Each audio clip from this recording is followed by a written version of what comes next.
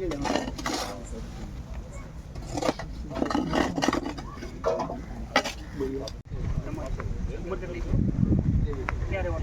સોમનાથ જિલ્લાના નાળિયા માંડવી ગામે ગઈકાલે સવારે સગાભાઈએ સગાભાઈની કુહાડીને ઘા ઝીંકીને હત્યા કરી દેવામાં આવી છે।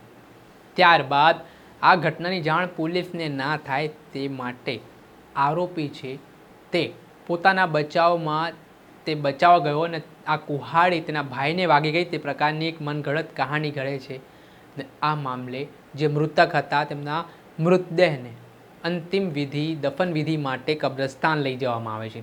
કબ્રસ્તાનમાં આ જે મૃતક છે તેમની દફન વિધિ કરી દેવામાં આવે છે ને આ ઘટનાની જાણ જ્યારે નવા બંદર મરીન પોલીસ સ્ટેશનને થાય છે ત્યારે નવા બંદર મરીન પોલીસ સ્ટેશન છે તે કબ્રસ્તાનમાંથી મૃતદેહ બહાર કઢાવે છે ને આ મામલે જે આરોપી છે તેની સામે હત્યા અંગેનો ગુનો નોંધી પોલીસ કાયદેસરની કાર્યવાહી કરે છે।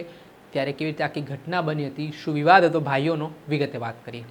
વૈષ્ણવજન તો તેને કહીએ જે પીડ પરાઈ જાનાને રે। નમસ્કાર દર્શક મિત્રો, નવજીવન ન્યૂઝમાં આપનું સ્વાગત છે। હું છું ફૈઝાન। ઘોર કળિયુગ જેવી સ્થિતિનું નિર્માણ થયું છે, કેમ કે ક્યારેક પુત્ર પિતાની હત્યા કરી રહ્યો છે, સગા ભાઈની હત્યા કરી રહ્યો છે અને આવો જ એક બનાવ ગીર સોમનાથ જિલ્લાના નાળિયા માંડવી ગામમાંથી સામે આવ્યો છે।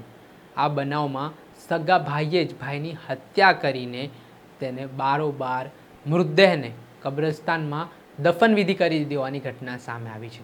આ ઘટનાની જાણ પોલીસને ના થઈ, પરંતુ જ્યારે સમગ્ર ગામમાં આ બાબતની ચર્ચાઓ વેગવાન બની ત્યારે પોલીસે આ ઘટનામાં ગંભીરતા લીધી અને જે કબ્રસ્તાનમાં દફન વિધિ કરવામાં આવી ત્યાં પોલીસની ટીમ પહોંચી પંચનામું કર્યું, મૃતદેહને બહાર કાઢ્યો ને આ ઘટનામાં હત્યા થઈ હોવાની વાત પોલીસ તપાસમાં સામે આવી।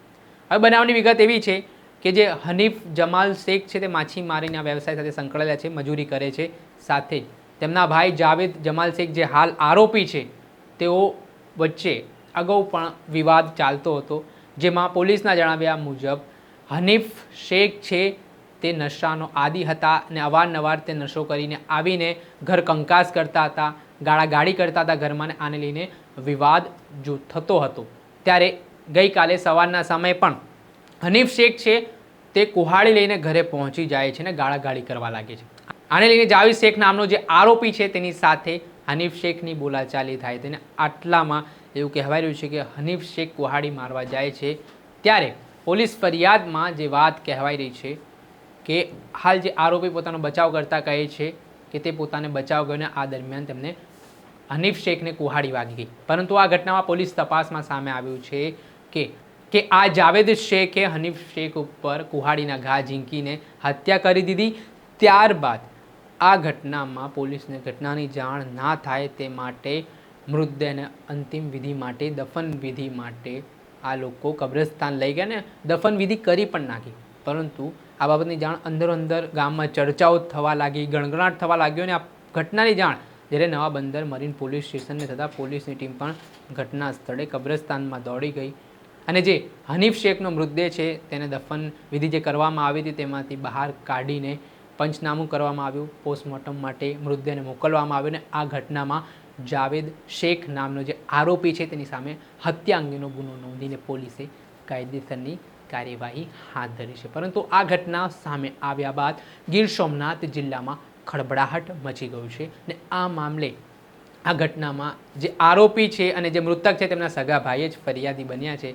પોલીસે આરોપીની ધરપકડ કરી તેને જેલના સળિયા પાછળ ધકેલવાની તજવીજ હાથ ધરી છે। દર્શક મિત્રો, નવજીવન ન્યૂઝને આપ લાઈક કરી લો, સબસ્ક્રાઇબ કરી લો અને શેર કરવાનું ભૂલતા નહીં।